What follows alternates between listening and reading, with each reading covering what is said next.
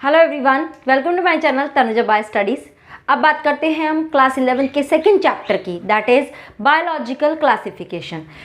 इसमें हम अब बात कर रहे हैं इंट्रोडक्शन के बारे में कि कैसे शुरुआत हुई, कैसे एक किसी भी पूरे यूनिवर्स में सारी जितनी भी स्पीशीज़ उसको कैसे क्लासीफाई किया गया। ठीक है, तो सबसे पहले लेते हैं कि सबसे पहले कौन आया था? अरिस्टोटल। कौन आया? अरिस्टोटल। ये अरिस्टोटल ने आकर क्या बोला? इसने सारे जितने भी यूनिवर्स में स्पीशीज थी उनको दो कैटेगरीज में डिवाइड कर दिया। एक को बोला प्लांट और एक को बोला animals, that we know. Okay, तो उसने प्लांट और एनिमल कैटेगरी में डिवाइड कर दिया। प्लांट में उसने साइज के बेसिस पे, मतलब बाहर से मॉर्फोलॉजिकल कैरेक्टरिस्टिक्स देखी, बाहर से देखकर प्लांट को उसने 3 कैटेगरीज में डिवाइड कर दिया, that is herbs, shrubs and trees. Okay, तो उसने 3 कैटेगरी में डिवाइड कर दिया कि प्लांट, हर्ब, श्रब्स और ट्रीज होते हैं। किसके बेसिस पे? किसके बेसिस पे? यहाँ पे ध्यान रखना, मॉर्फोलॉजिकल बेसिस पे। किस पे? मॉर्फोलॉजिकल बेसिस पे उसने डिफाइन कर दिया। ठीक है, उसके बाद आए एनिमल्स ना। एनिमल्स को उसने 2 कैटेगरी में डिवाइड किया। एक को बोला उसने एनीमिया। ठीक है, एक्चुअली प्रोनाउंस तो दोनों को ही ऐसे करेंगे, बट डिफरेंस क्या है? एक ई से स्टार्ट हो रहा है और एक ए से स्टार्ट हो रहा है। एनीमिया ऐसे एनिमल जिसमें रेड ब्लड होता है। ओके, जिसमें रेड ब्लड होता है ऐसे एनिमल को एनीमिया में रखा। और जिसमें रेड ब्लड नहीं होता है, ओके, जिसमें ब्लड नहीं होता उसको इस वाली कैटेगरी में रखा। क्लियर है यहाँ तक? तो अरिस्टोटल ने ये कुछ इस तरह का क्लासिफिकेशन बताया। फिर आए दूसरे साइंटिस्ट, कौन से? That is Linnaeus. Okay, Linnaeus ने आकर क्या किया? इसने भी पूरी सब जितनी भी स्पीशीज है उसको 2 कैटेगरी में डिवाइड किया। One is called the Plantae and another is called the animalia. Okay okay, ना उसने प्लांटी में क्या किया? इन दोनों में उसने सिर्फ एक ही क्राइटेरिया मेनली रखा, सेल वॉल का। जितने भी सेल वॉल कंटेनिंग है उन सब को उठा के प्लांट्स में रख दिया, और जिसके अंदर सेल वॉल नहीं है उन सब को उठा के एनिमल्स में रख दिया। मतलब कि क्या? जितने भी बैक्टीरिया हैं, ब्लू ग्रीन एल्गी है, इसके अलावा फंगाई, ठीक है, मॉस लाइक फर्न। उसके बाद हम बात करते हैं एंजियोस्पर्म की, एंजियोस्पर्म, देन आ जाता है जिम्नोस्पर्म। इन सब को किस में रख दिया? प्लांट में रख दिया। फंगाई को भी प्लांट में ही रख दिया। और एनिमल में क्या रखा? जितने भी एनिमल्स हैं जिनके पास सेल वॉल नहीं होती है। So on the basis of cell wall composition he too placed all these animals or plants in 2 category, planty and animalia। ठीक है, अब यहाँ तक तो बात हो गई, बट अब क्या था? इसके हिसाब से कॉन्ट्राडिक्शन होने लग गए, क्योंकि बहुत से स्पीशीज थी जिसको प्लांट में रखा था बट एक्चुअली वो प्लांट नहीं थी, तो बहुत कॉन्ट्राडिक्शन होने लगे। तो बहुत सारी इसमें प्रॉब्लम्स क्रिएट होने लगी। क्या क्या प्रॉब्लम्स क्रिएट हो रही थी उसके बारे में बात कर लेते हैं। अगर दोनों को मिला के बात करें, अरिस्टोटल और लीनियस दोनों ने ही कुछ कुछ कैरेक्टरिस्टिक्स बता दिए। ठीक है, तो उसके बेसिस पे क्या क्या कॉन्ट्राडिक्शन शुरू हुए, बात करते हैं।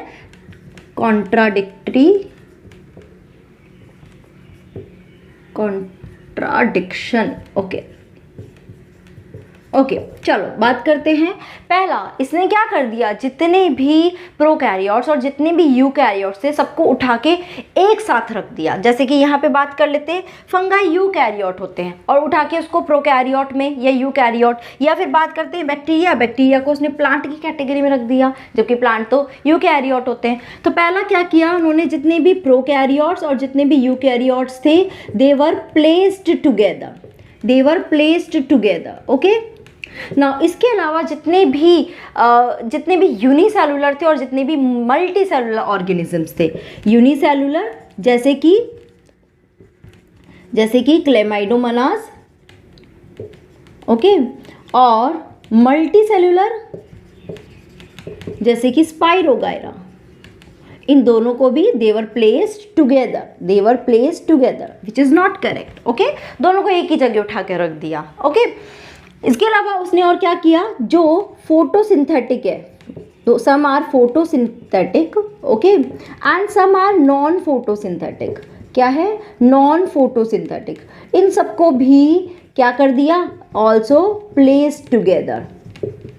मतलब एक तरह से they are not able to discriminate in between the prokaryote eukaryote, in between unicellular and multicellular, as well as in between photosynthetic and non photosynthetic. किसी में कोई भी डिस्क्रिमिनेशन नहीं कर पा रहे थे। इसके अलावा और क्या, सेल वॉल के बेसिस पे भी जो डिस्क्रिमिनेशन था वो भी पॉसिबल नहीं हो पा रहा था, क्योंकि यहाँ पे क्या किया एक्सक्यूज मी, यहाँ पे क्या किया, फंगाई को सेल वॉल के बेस पे प्लांट में रख दिया। But actually nowadays we know that fungi is not a plant category. तो उसने क्या किया, सेल वॉल के बेसिस पे भी जो डिस्क्रिमिनेशन था वो भी प्रॉपर नहीं था। ठीक है, तो बहुत सारी यहाँ प्रॉब्लम्स क्रिएट होने लगी। एक और चीज़ लाइक इसी को ही हम बात कर सकते हैं कि मोड ऑफ न्यूट्रिशन के बेसिस पे भी प्रॉपर इसके बीच में डिस्क्रिमिनेशन नहीं था। ठीक है, तो ये कुछ कॉन्ट्राडिक्शन क्रिएट हुए जिसके बेसिस पे इसको एक्सेप्ट नहीं किया गया। किसको, अरिस्टोटल का और लिनियस दोनों का ही क्लासिफिकेशन एक्सेप्ट नहीं किया गया। फिर एक और साइंटिस्ट आए, जो कौन से आए थे, R.H. व्हिटेकर। ठीक है, ये आए और उन्होंने बोला कि प्लीज़ है ना, अभी कंफ्यूज मत हो, मैं आपको एक नया क्लासिफिकेशन निकाल के देता हूँ जिसमें सारी कैटेगरीज को अलग अलग रखेंगे और कोई कॉन्ट्राडिक्शन उसमें क्रिएट नहीं होगा। तो ये जो R.H. व्हिटेकर था, इन्होंने क्या किया, इसने सारी जितनी भी स्पीशीज उसको किसमें, 5 किंगडम में क्लासीफाई कर दिया। क्या कर दिया, 5 किंगडम में इसने क्लासीफाई कर दिया। दैट इज व्हाट, मोनेरा, ठीक है, protista,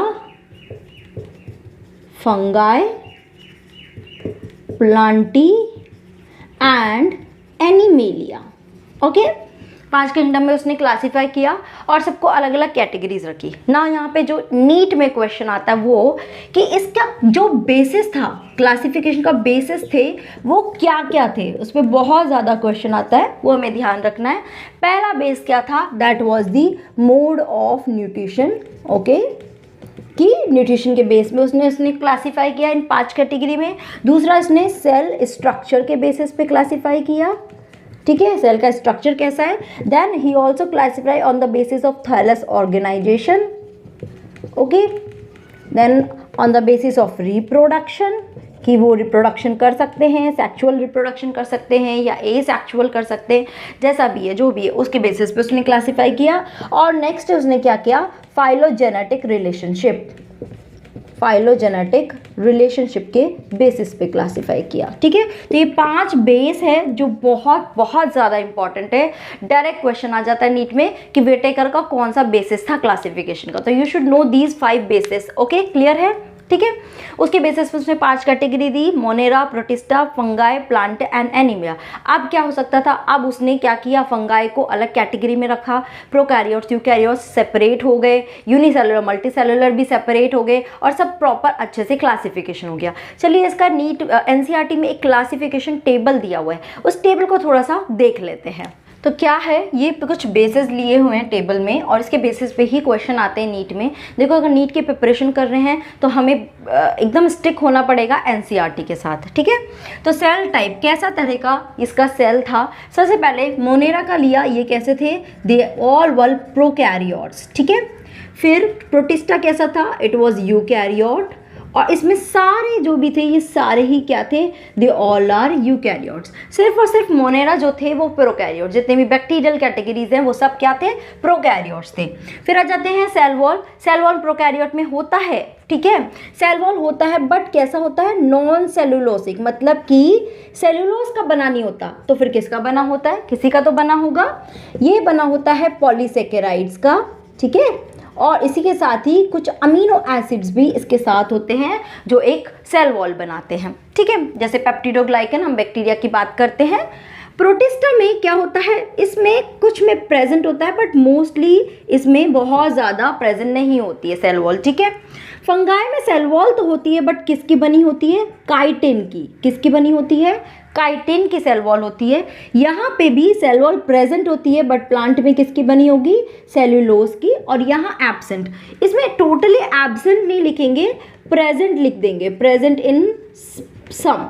okay, like this you can write, but Animalia में तो टोटली एब्सेंट रहता है। ठीक है, आगे बात करते हैं न्यूक्लियर मेम्ब्रेन। मोनेरा क्योंकि प्रिमिटिव है, प्रोकैरियोट्स है, तो दैट यू नो कि न्यूक्लियर मेम्ब्रेन बाउंड नहीं होता है, न्यूक्लियस जो है ऑर्गेनेल भी मेम्ब्रेन बाउंड नहीं होते हैं, तो इसमें तो एब्सेंट होता है। बाकी सब में न्यूक्लियर मेम्ब्रेन क्या होती है, प्रेजेंट होती है, बिकॉज सारे के सारे क्या है, यूकैरियोट्स हैं। ओके, अब बॉडी ऑर्गेनाइजेशन की बात करते हैं कि क्या सेलुलर लेवल पे है, टिश्यू लेवल पे, किस लेवल पे है। ये वाले कैसे होते हैं, सेलुलर होते हैं।